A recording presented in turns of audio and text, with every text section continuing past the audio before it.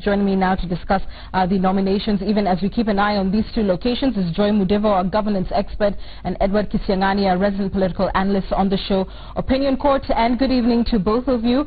We saw a kind of, sketchy, not perhaps the most seamless start to this nomination exercise. Nonetheless, they took off and now we're at the vote counting stage. Joy, are the nominations a kind of test to what we should expect to see in the general election? Most definitely. In fact, I was in the company of some people earlier, and the discussion as we were observing what was going on through the day was the excitement in the air in some of these constituencies feels like it is already the elections. But this is also a litmus test to see how mature our democracies have become, our political parties have become, to an extent where can they find themselves in a situation where their own primaries are held to be democratic, to be fair, and to be representative of what the people really want. So today is a very good litmus test, and I'm glad so far we are seeing some semblance of, and maybe as we progress we'll see it unfolding to the level where even the disputes, how they're handled, because there'll definitely be a lot of disputes from this, how the disputes are handled.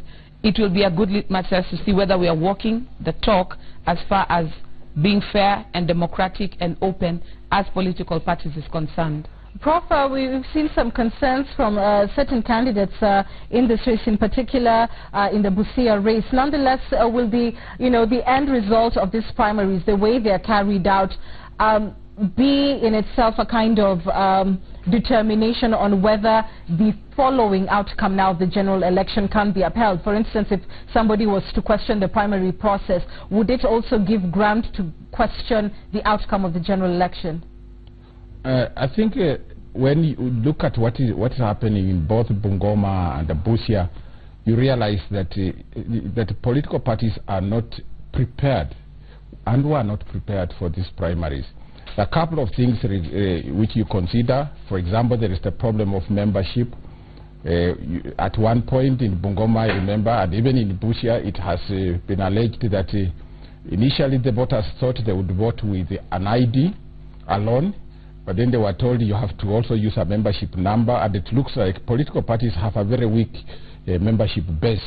So when it comes to voting, there are supporters of political parties who didn't have permission to vote because they didn't have membership card, and that can change the way the results are going to be determined, because not everybody who supports particular political parties probably were allowed to vote in this election. And therefore they returned a person who may not have been popular, only made it because not everybody in the political party won. Now, if people feel that that is not going to benefit them in August, they could change the outcome, because people can start voting for alternatives because they are annoyed they didn't have participation. So overall, I think what is important, the elections have been held, but under very difficult circumstances, and still, in terms of assessment, on the scale of 1 to 10, political parties are terrible in terms of preparing for elections. So therefore, when we come to August, political parties should be aware now that the challenges that the IEBC faces in this country are the same challenges they are facing. So even when they come to criticize the IEBC, they must even know that they themselves have had problems in preparing for this election, and they should not overplay the matter to the point that that matter ends up inciting people against violence. Right. Because they are even in a worse state than the IEBC. There is a lesson that ODM in particular, which is really the front runner in the primary races, can learn from this first trio of races that we saw today. What would that lesson be that perhaps could help see a more smooth running of the remaining contests? Brian? I think first, the fact that ODM has actually opted to stagger the nominations, for me, is a good practice. And I think it is also a little bit reckless for the professor to say that the top leadership does not uphold democracy. I think that the mere fact that they actually opted for a staggered election, for me, is a brilliant idea, which basically means it gives time for internal dispute mechanism, so that when somebody is feels aggrieved, then they can be able to ensure that the internal dispute mechanism actually works. Again, to Joy, the law is what it is. It is not what ought to be. If you look at Article 88.4, it is very clear that that particular provision provides that IEBC has the sole mandate to listen to political parties' disputes arising from nominations. Now, if you look at the last elections, we had over 1,000 cases where there was a lot of forum shopping. You'd find people had filed petitions with IEBC, with the internal dispute mechanisms, with the judiciary, as well as the PPDT. So again, this will definitely happen because we have not been able to amend Article 88.4E. Right. Right. Briefly, Joy, if you would, to my question, lessons that can be learned for the next primary races. I agree with Brian that the staggering means that there's time to learn from past mistakes, that the further they go in the primary, the smoother the process will be. One of the things that we know raised a lot of commotion in the morning is the lack of preparedness. What are we using? What is the system? The electorate did not know what they needed to do to be able to get to vote for their candidate. We saw the scenes from Kandui that were also replicated in Bungoma, where the materials arrive late, and when it comes, there's not adequate security to ensure that the process is safe. We've heard also that the people are making the same mistake of the perennial mistake of putting the ballot paper in the wrong box, and now will this count, will this not count? So this gives them time to iron out these kinks. But as regards what Brian has pointed out is political parties dispute tribunal, having looked at Article 88, I must concede that the IEBC is the only one under the Constitution given the mandate to actually look at political party disputes arising from nominations. Right. But of course that means that they can go to the High Court instead. But all right, we're having some challenges with your mic, Joyce. Unfortunately, I'm going to have to cut you short. But Prof, quickly, lessons that can be learned as we're running out of time. The many lessons, Anne, but just a few. The first one is that we have learned election is a process. It's not a one-day event. And because it's a process, we realize that from what has happened in Busia and Bungoma, the process has started off with a lot of challenges, and the outcome of the August election is already predictable. It will be difficult to achieve a free and fair election because the process has started off badly, and I think all other political parties could face the challenge, and therefore it is not a prerogative of the IEBC to get bad candidates or to have this failed system where you didn't have enough ballot papers. These are structural problems within the political parties, and they should have sorted it out. So the process is not good. Right. Then the second thing that I want to say is that maybe time has come for us to change the methodology of voting. I think there is very little voter education, and if you look at the way people are turning up in Busia and Bungoma, they don't even know what they are supposed to do in terms of voting. You can blame that on both the political parties and the IEBC, but I think in the future we need to educate people. What are they expected to do if they belong to a political party? They must get a ticket or a card to show they are members, and what does membership should mean? You must play certain responsibilities. They don't actually have any of that, but I think the technology part of it is probably what also we need, and maybe we should change the voting system so that there is electronic voter identification and even voting. Right, even at the primary level. Brian, let me begin with you. We've already seen some concerns from some of the actors in this race in terms of the preparedness of the political party. There were concerns over ballot papers, getting into the right stations on time, and a delay in terms of the kickoff of the election. To the extent that we can anticipate within any of these primary races that there will be appeals, how critical is it to the credibility of the entire nomination process that the party be able to resolve this quickly? I think in an electoral process, it is extremely important to have a very strong appeal system.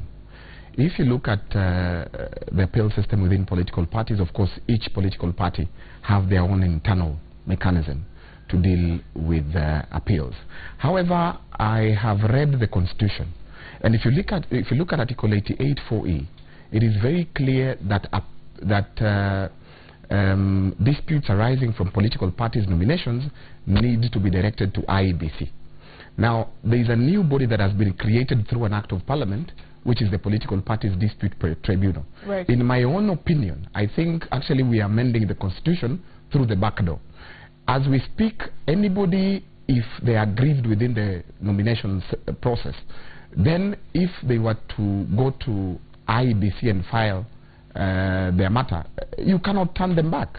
I have just seen the Chief Justice appointing a dispute tribunal, yeah, which is actually a creation of an act of parliament. Yet, if you look at Article 88(4)(e), it gives that authority expressly to IEBC and not any other body that is created by an act of parliament. But isn't the presumption that if their own party's dispute resolution mechanism and IEBC are unable to do it, then it would end up before the courts, and that would be, you know, the final port of call, if you like? Absolutely, because the High Court has original jurisdiction on virtually all matters. However, the Political Parties Dispute Tribunal is unconstitutional to the extent that they're actually listening to disputes arising from political parties. Joy, weigh in. I'm trying to rack my mind to imagine how IEBC and this particular dispensation would be able to adequately deal with all the political disputes that may arise out of the primaries that we're seeing right now. It's a question of capacity, and quite frankly, when I look at the political party's office, Ms. Lucy Ndongo's office, it was formed primarily to ensure that there is good order in political parties. Is there a technical issue? Maybe. The Constitution is meant to give the basic, the grand norm, but the life and the experience that is given is through legislation. And if legislation has looked at it and weighed in critically and seen it's better placed with the office of the Registrar of Political Parties to form a dispute tribunal mechanism, in my opinion, it does not make it unconstitutional. It's something that can be argued, yes, but right now, even looking at the capacity of the IEBC, it would be trying to overbite to give them the responsibility of organizing elections in 4 months' time and expect them to sort out all the wrangles that are going to arise, which will definitely arise out of the primaries that we are seeing right now.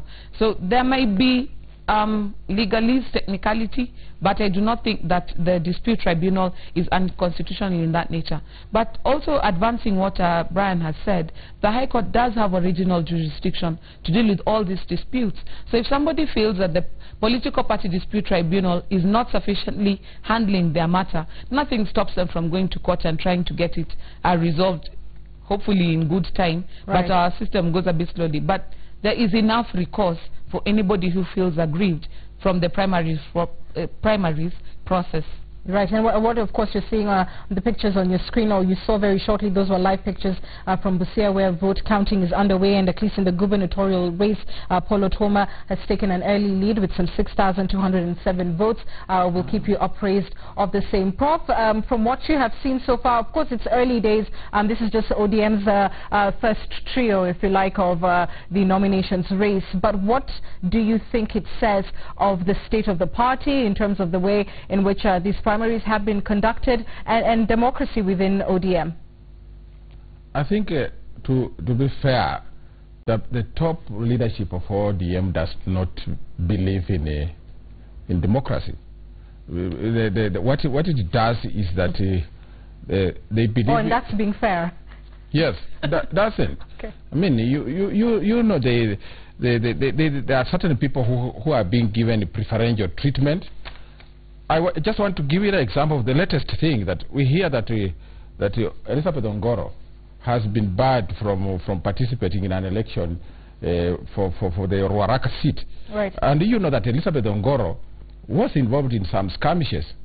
But how do you remove Elizabeth Ongoro and spare Governor Obado, who even came on national television and confessed that people cannot come and work in his area, domain, without his permission or knowledge? Now, he has been fined 2 million shillings. I mean, is that enough? You see, the kind of discrimination, democracy speaks to rights applying equally to all of us. And so ODM, they have to look at their top party leadership, where it leans, and the officials go that direction. So it's not, in terms of democracy, we haven't reached a place where we can start crediting any political party for believing in good elections. This violence that we witnessed with the men in black Unfortunately, Ngoro was even associated with that. I don't know for whether it was true or not. But then it just speaks to the fact that they believe in violence. Fair elections don't exist, but they only are called fair when they go with the common narrative that is supported by the top party leadership. Right. So with regard to Busia and even Bungoma, I think Busia is a very more interesting case, Anne, because Busia, Otuoma comes, and that exposes what we are in political parties, that political parties are controlled by this fact of ethnicity. In Busia, you find that Otuoma comes from the more populous combined Luya community. So if you go the democratic way, that is, I'm not surprised that he's already leading. And the Teso community, which also where Ojamong comes from, you know, in combined terms, the Luya are more populous than the Teso. So if the voting takes an ethnic angle, nobody is going to think about whether or not Ojamongo is a good governor. Well, but it's still early days. Remember, we're just talking about 7 out of 40. But the signs already which you are seeing there is that the local ethnicity that pits some supporters against others could. You think may be playing out? It could be playing. All right. And we'll watch for final results to and see what that will say or indicate.